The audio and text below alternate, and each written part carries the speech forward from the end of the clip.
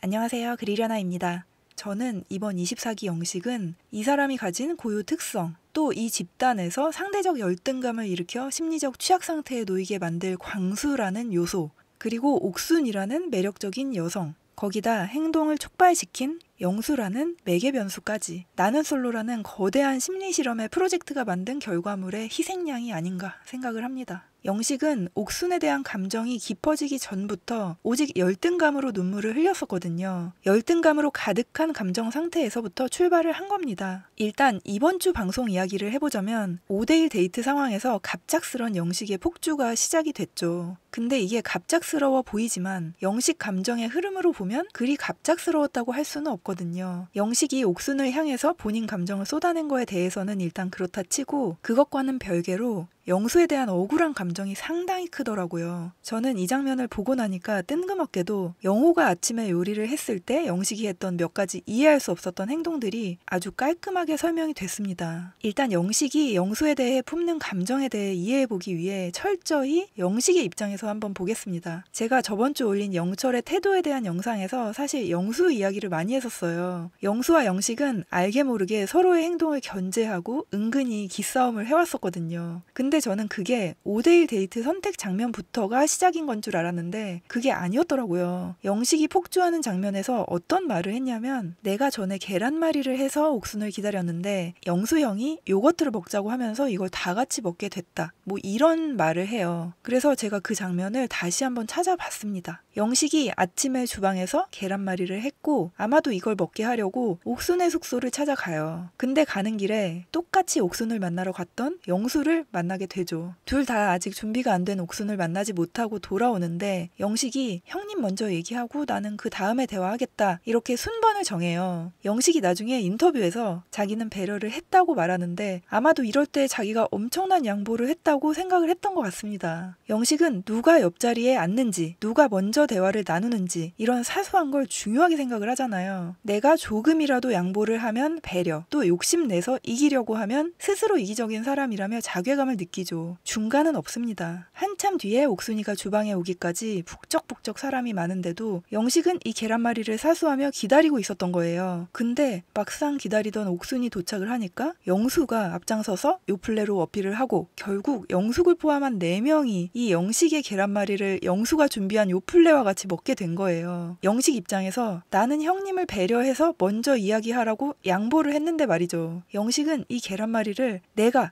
한 거야. 내가 이거 열심히 한 거야. 계속 말을 하는데 의도적이었다고까지는 생각하지 않지만 영수 목소리에 계속 묻혀요. 영식은 이 계란말이를 한 걸 옥순에게 온전히 인정을 받고 싶었지만 생각만큼 생색을 내지 못한 거예요. 그래서 옥순에게 다음에는 김치볶음밥을 해서 따로 불러내겠다 말을 하며 영수 형님은 하려면 그 전에 하시던 후에 하시던 해라 하며 또 영수를 견제하죠. 근데 영수가 뭐라고 하냐면 그냥 남은 거 내가 먹으면 안 되냐고 합니다. 영식 입장에서는 내가 오늘 옥순을 주기 위해 만든 계란말이도 어찌 보면 영수의 회방으로 제대로 생색을 못 냈고 심지어 옆에서 같이 먹고 있는 이 상황도 못마땅한데 다음에 할 요리에 대해서도 끼어들려고 하니까 짜증이 나죠. 나는 정정당당하게 노력해서 어필을 하려는데 이 형은 그렇지가 않네. 나는 내세울 것도 별로 없어서 내가 할 수 있는 건 이런 노력뿐인데 이것조차 인정받지 못했어. 오늘 내가 열심히 준비한 계란말이와 영수가 가져온 요플레가 같이 있어서 공을 나눠 갖게 된 게 굉장히 억울한 거예요. 영식이 생각할 때 영수 형은 누군가 옥순을 위해 뭔가 하려고 할 때 충분히 끼어들어서 회방을 놓을 수 있는 사람으로 인식했겠죠. 여러분들도 이 장면이 기억이 나실 텐데 아침에 영호가 가브리살 요리를 했던 날 영식은 영호가 오전에 옥순 만난다는 정보를 굳이 영수를 찾아가서 전했었거든요. 장소와 시간 정보까지. 지금까지 행보를 보면 영식에게 있어 영수는 영철이나 광수처럼 조언을 얻고 싶은 상대도 영호처럼 좀 편한 상대도 아니면 큰형님처럼 의지할 만한 상대도 아니란 말이에요. 영식이 볼 때 영수는 내가 옥순 주려고 계란말이를 했을 때 그 공간을 침범해서 내 공을 흐려지게 한 사람인 거예요. 영식이 생각하는 영수의 이미지는 아마 아마도 그럴 겁니다. 근데 방에 있는 영수를 굳이 찾아가서 그 정보를 전한 거죠. 아니나 다를까 그 말을 들은 영수가 뭐라고 하냐면 그거 내가 가서 얻어먹어도 되나? 라고 하고 영식은 그건 형님 자유죠 라고 말하면서 얼굴에 미소가 번집니다. 바로 그게 영식이 원하는 거였을 테니까요. 모두를 위해 요리를 하고 있는 영호에게 도대체 누구를 위한 요리냐고 재차 묻고 서로가 한 요리가 절대 섞이면 안 된다고 강하게 말을 했던 게 어제와 같은 일을 결코 되풀이하기 싫었던 겁니다. 소고기 묵국을 끓이지 않았던 이유도 한번 요리를 했을 때 기대할 만한 결과가 나오지 않았기 때문에 동력을 잃어버린 이유도 있을 거예요. 지금 영호가 요리를 하고 있고 심지어 이 요리가 맛도 있고 그럼 내가 옆에서 국을 끓여봤자 제대로 생색을 내지도 못할 테니까. 그리고 영식이 또 이어서 하는 말, 내가 옥순에게 뛰어갔을 때 영수 형이 공평하게 하라며 지적했다. 경쟁자분들이 나를 미워하고 그러는 게 싫었다. 경쟁자분들이라고 했지만 이것도 사실 영수를 두고 한 말입니다. 이곳에 있는 영수를 제외한 나머지 3명은 영식이 아무리 옥순이에게 대놓고 마음을 표현하고 옥순이 날 좋아한다고 말을 해도 경쟁자로 생각하지는 않거든요. 두 사람이 견제를 하게 되는 이유는 뭐냐면 핵심적인 공통점이 있기 때문입니다. 그 공통점은 옥순의 의중이 어떻든 내가 옥순에게 설렘을 느끼고 내가 좋아하는 그 자체로 행복하다. 나를 선택하지 않더라도 감사하다. 이렇게 생각한다는 겁니다. 근데 이게 상호간에 느끼는 보편적인 감정이 맞나요? 일단 저는 살면서 단 한 번도 이런 감정을 느껴본 적은 없거든요. 내가 누굴 열렬히 좋아하더라도 그 사람이 내가 아니라고 하면 실망스럽거나 맥 빠지는 기분이 드는 게 자연스러운 감정 아닌가요? 근데 이걸 연예인을 좋아하는 감정에 대입을 해보면 얼추 이해할 수는 있어요. 연예인은 TV 속에 존재하고 그는 나의 존재 자체를 몰라요. 그렇기 때문에 설령 나에게 관심이 없다 하더라도 실망스럽지가 않은 거죠. 애초에 동등하지가 않기 때문에. 그래서 여왕님, 너의 마음이 어떻든 상관없이 나는 너에게 감사하다. 너의 수많은 별 중 작은 별로도 충분하다. 난 너의 마음을 얻기 위해 시험 치는 학생 같다. 페이를 주더라도 이 문제를 준 너에게 고마울 것 같다. 이런 말이 나올 수 있는 겁니다. 그러니까 둘은 전제 자체가 옥순이와 대등한 관계가 아닌 거예요. 그래서 5대1 상황이 만들어지던 순간에도 그 둘은 서로 견제하며 옥순과의 관계에서 우위를 점하기 위해 애를 썼던 거죠. 영수가 먼저 양보하라는 의미로 장유유서 가능하냐고 묻고 뛰어나간 영식에게 부정 출발이다, 페어플레이 해라 같은 지적을 계속했던 건 맞아요. 근데 영식이 아닌 다른 사람이었다면 이 진심 섞인 농담을 그냥 농담으로 받아들였을 거예요. 하지만 이미 열등감으로 가득 찬 영식은 영수의 말에 지기 싫은 나머지 전력 질주로 뛰어가서 옥순 옆자리를 차지하고 그 말들을 꾹꾹 담아뒀다가 쏟아내기까지 한 거죠. 이날 영식이 옥순을 향해 뛰어갔던 것, 폭주했던 것 모두 영수와 관련이 있는 건 맞습니다. 영수의 입장에서는 옥순을 향한 마음이 커서 경쟁에 임해 최선을 다한 것 뿐이지만요. 저는 제작진이 의도적으로 심리실험의 구도를 기획했다는 생각까지 드는데요. 서열이 숫자로 뚜렷이 구분되는 공무원 조직에 8급으로 있는 영식, 근데 같은 토목직 내에서 5급 공무원으로 생활을 했던 광수를 배치했죠. 토목직 공무원이라는 같은 직군에 다른 직급이라는 비교군을 설정했어요. 거기다 수석 합격자라는 타이틀로 비교 효과를 극대화시켰으니 영식의 입장에서 비교와 열등감을 피할 수가 없습니다. 이건 영식 자신뿐만 아니라 다른 참가자들의 머릿속에서도 광수가 더 우월하게 보이도록 하는 효과를 가져다 줘요. 이 상황만으로도 영식이 비교 상황에서 심리적으로 위축되는 모습이나 경쟁심이 생겼을 때 감정적으로 어떻게 반응할지를 관찰하며 상대적 열등감 실험을 할 수 있습니다. 과연 자격지심 때문에 감정적인 반응을 할까? 근데 그걸로 끝이 아니라 누가 봐도 진정한 한 명의 결혼 상대자보다는 이 프로그램을 연애 게임으로 보고 있는 옥순을 투입시킨 거죠. 경쟁력에서 밀려있다는 감정적인 취약 상태에 있는 영식이 자신에게 호의적이고 매력적인 여성에게 마음을 뺏긴다면 과연 어떤 그림을 그려낼 것인가? 영식은 제작진이 설계해놓은 이 심리 실험의 핵심 실험 대상이었다. 실험 대상은 영식.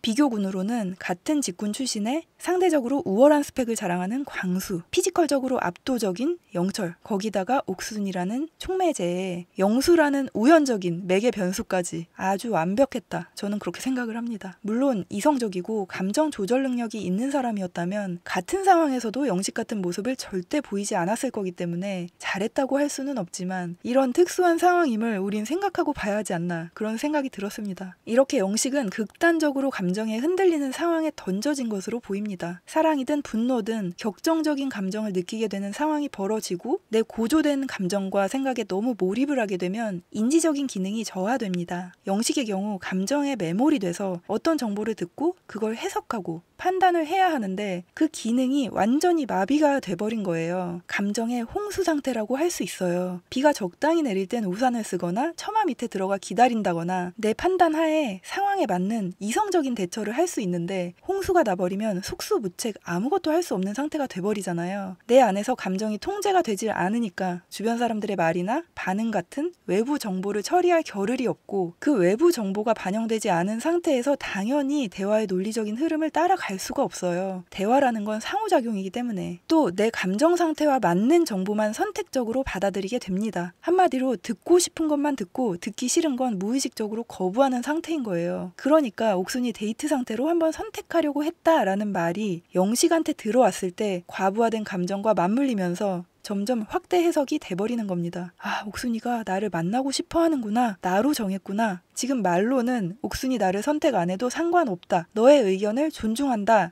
말은 하지만 마음속으로는 이 사람이 나를 거절할 리 없다 라는 생각이 가득 차 있을 가능성이 커요. 데이트에서도 그렇게 폭주를 하고도 인터뷰에서 나머지 사람들이 말을 하는데 그게 되겠냐 싶었다며 우월감을 드러냈거든요. 그리고 영식이 질문 목록을 가져와서 옥순과 이야기를 할 때를 보면 몽골 가본 적이 있냐는 질문에 옥순이 없다 라고 대답을 했을 뿐인데 그 정보가 영식에게 들어왔을 때 옥순은 아직 안 가본 몽골 여행을 영식이와 함께 가고 싶어 한다 라고 해석을 했거든요. 이게 얼마나 무시무시한 기적의 해석법입니까? 남자든 여자든 여러 이성의 추앙을 받으려 하고 여기저기 오해를 불러일으키는 모습이 건강한 사랑을 경험한 사람, 또 내 중심이 서 있고 이성적인 사고를 하는 사람의 눈에는 보이거든요. 매력적인 외모에 눈길이 갈 수는 있어도 깊이 있는 관계로 가기에는 부적합하다는 이성적인 판단이 감정을 절제하게 되거든요. 하지만 지금 영식처럼 상대를 대등한 관계로 보지 않거나 내 감정에 매몰돼서 현실적인 사고가 안 되는 감정의 홍수 상태인 사람은 그걸 보지 못합니다. 결국 옥순의 곁에 끝까지 남는 사람, 옥순이 원하든 원하지 않든 그 곁을 지킬 사람은 영식 같은 사람일 거예요. 저는 영식이 주변을 잘 살필 정도의 여유나 배려가 없고 감정적이고 여러모로 미숙한 사람인 건 맞지만 이번에 보여준 것처럼 사회생활이 아예 불가능할 정도의 사람은 아닐 거라고 생각을 해요. 나는 솔로는 일상에서 완전히 단절이 된 채 한정된 공간에서 더 자주, 더 깊이, 더 강하게 상호작용을 합니다. 짧은 시간 동안 감정이 압축적으로 형성되면서 우리가 상상할 수 없는 비현실적인 몰입감을 경험하는 것 같아요. 현실에서는 몇 달에 걸쳐 발전할 감정들이 하루 이틀 만에 증폭되는 거죠. 예를 들어 여행만 가도 평소에 하지 않을 만한 일탈을 하게 되거나 여행지에서 만난 사람과 급속히 가까워지거나 할 때 있어요. 근데 여행에서 현실로 돌아오는 순간 마치 꿈에서 깬 것처럼 정신이 든단 말이에요. 또 매일같이 강제적으로 누군가를 선택하고 혹은 거절당하는 상황이 반복되며 감정의 양극단을 경험하게 될 겁니다. 동시에 다른 이성과 비교되는 과정에서 열등감이나 질투심은 커져가요. 이런 감정적인 순간들을 연속적으로 이어가다 보면 이성적인 판단을 하기가 어려워지죠. 감정 소모가 많을수록 판단력이 흐려져서 사소한 일에도 크게 흔들리거나 본능적인 반응이 나올 겁니다. 그러니까 나는 솔로는 감정 실험의 장이라고 하는 거예요. 한 사람의 극한 상황에서의 성향을 돋보기로 보는 것처럼 관찰할 수가 있거든요. 사실 영수도 안타까운 부분은 있어요. 조금 더 진정성 있는 여자 출연자와 좋은 관계가 됐다면, 그래서 영식과 좋아하는 여자가 겹치지 않고 이런 식으로 부딪히지 않았다면 별로 재미있는 사람은 아니지만 순정 있는, 순애보적이고 진정성 있는 사람으로 비춰졌을 것 같거든요. 근데 옥순이라는 진정성이 결여된 여자 출연자를 추앙하고 또 표면적인 모습은 다른 듯 보이지만 결이 상당히 비슷한 영식과 콜라보를 이루며 결과적으로 그 어떤 성과도 없이 본인이 드러내고 싶지 않았을 어린아이 같은 모습이 비춰져 버린 게 아닌가 싶습니다. 저는 영식이 방송에서 보인 행동을 보며 나도 어떤 상황에서 감정적으로 반응하지는 않았는지, 상대 행동을 내 감정으로만 해석하지는 않았는지 이렇게 감정 조절의 관점에서 점검을 해보고 열등감에 빠져서 나 자신을 갉아먹은 적은 없는지 나를 되돌아보는 유익한 방향으로 시청을 하는 것이 좋지 않을까 생각을 합니다. 그럼 오늘도 끝까지 들어주셔서 감사합니다.